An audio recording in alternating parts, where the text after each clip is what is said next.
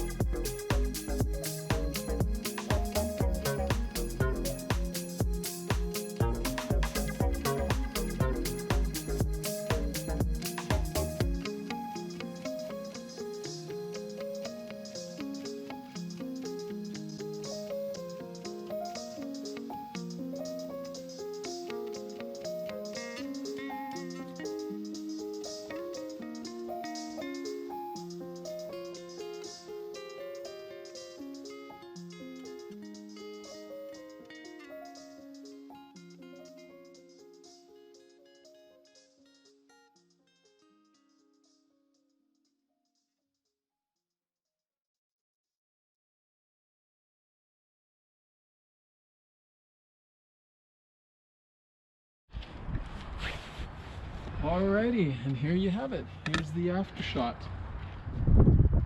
of the winter mod. If you like this video, hit the subscribe button, the like button, and the notification button down below. Until the next video, thanks for watching.